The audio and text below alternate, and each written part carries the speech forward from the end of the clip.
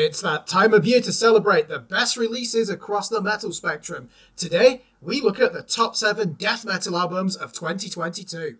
Death metal saw some big releases in 2022. Legendary names such as Immolation, Autopsy, and Exhumed produced new records, none of them besmirching their legacy with mediocre albums.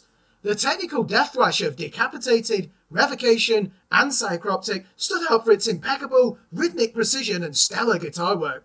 Like black metal, there are no shortage of bands to keep the scene alive. The genre continues to explore progressive and avant-garde soundscapes, and many artists see a fertile future in experimenting with dissonant chords and jazz fusion elements. At the other end of the spectrum, you have the back-to-basics ugliness of Rip to Shreds and Vomit Forth, two bands that garnered notable acclaim in 2022. Many subgenres that originated in death metal also thrived. Deathcore and Death Doom are two styles that experienced a renaissance this year. Death metal supergroup Bloodbath came roaring back with another strong offering, but Venom Prison were the band with the biggest expectations on their shoulders. These are the Scream Blast Repeat top 7 death metal albums of 2022. At number 7, we have Servants of Violence by English quintet Casket. They self-released it on the 20th of May, 2022.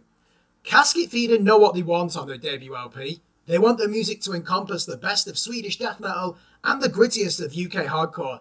The best artists survive through self-belief, and there's no reason to believe that Casket lack confidence or purpose. Servants of Violence is a triumph for UK death metal, but you know this is only the beginning. Verdict? 8 out of 10. At number 6, we have Irish death grinders Abaddon Incarnate with their album The Wretched Sermon. They released it on the 5th of August via Transcending Obscurity Records. The Wretched Sermon is a gory record full of murderous imagery and misanthropic glee for the demise of mankind.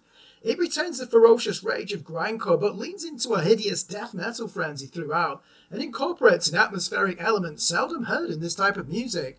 It's difficult to switch off at any point without your survival instinct so keen to see you through the pandemonium. That's what makes Abaddon Incarnate such an enlivening listening experience. You know the music will mangle your senses and deliver you to the throes of vertigo, but you want to sustain that high. Verdict? 8 out of 10. At number 5, we have Floridian trio Inhuman Condition with Fearsick. They released it on the 15th of July via listenable Insanity Records.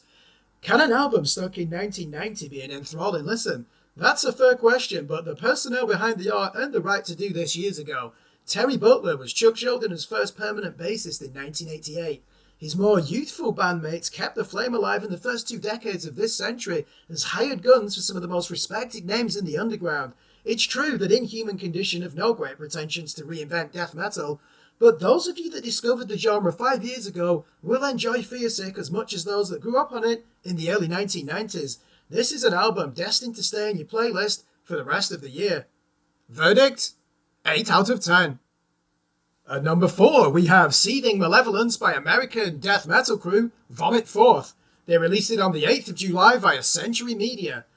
Too much of modern death metal is anodyne and overproduced with a focus on inhuman speed and jazz fusion guitars. Vomit Forth stay away from these pitfalls, preferring instead to torture you with slam riffs and filthy bass fuzz. It's raw and primitive, yet the rhythmic precision gives you no time to wipe the blood off your face. The brutal death metal genre would be much more interesting if it sounded as ugly and as barbaric as this. Verdict? 8 out of 10. Coming in at number 3 is Casting Oil the Dress Rot by Detroit avant-garde quartet Fell Ruin. They released it on the 11th of November via Deathstorm Records and Tartarus Records. How to describe the unique concoction of death and black metal in the context of Fell Ruin's musical approach is easier by association. Imagine a Venn diagram with 3 circles containing Oserate, Shamash, and Akakoki in each one. Fell Ruin represent the intersection where all 3 overlap. They smear their blood-red canvas in dead flesh and drape it with trinkets of human bones, like scavengers in a victorious raiding party that play by no rules but their own. Verdict? You guessed it. 8 out of 10. At number 2 is Kardashev's Liminal Rite. The Arizonians released it on the 10th of June via Metal Blade Records. Liminal Rite should be a difficult album to digest. At 59 minutes in length, it'll invite your skepticism before Kardashev sound their first note. Can a linear spoken word narrative keep you interested as the band harvest through many styles and leave little behind for repetition? Yes, it can. The strongest aspect of this record is its ability to mesmerize at every turn. With Kardashev, you don't know whether to grimace or to mourn. One moment they blast through a black metal cacophony, yet the next passage forces you into the bowed head position as you grieve the things that can never return. Verdict? 9 out of 10. Which brings us to number 1. Drum roll please. At number 1 we have Venom Prison with Erebos. They released it on the 4th of February via Century Media. Here is what we had to say in our review at the time. You can always ignore the politics if these are too divisive. This is a death metal album, and a colossal one at that. Erebos confronts the genre's biggest weakness, overkill, and leaves you satiated like a diner who's just finished their dessert with enough room to order another drink. Samsara tried too hard to bludgeon you with 1,000 notes per minute, but this record stays clear of this hurdle. This reviewer cannot remember the last time he was so excited about pressing the repeat button for 48 minutes of uncompromising extreme metal. We're only in January 2022, but we might already be in possession of the death metal album of the year. Verdict? 9 out of 10. Congratulations to Venom Prison for landing the number 1 spot. Let's also recognise the 5 honourable mentions that nearly made this list. These are Panopticon by UK duo Hellbore, Intratau's Adfectus, Jungle Rot's A Call to Arms, Rapture by Lord Belial, and Undeath's It's Time to Rise from the Grave.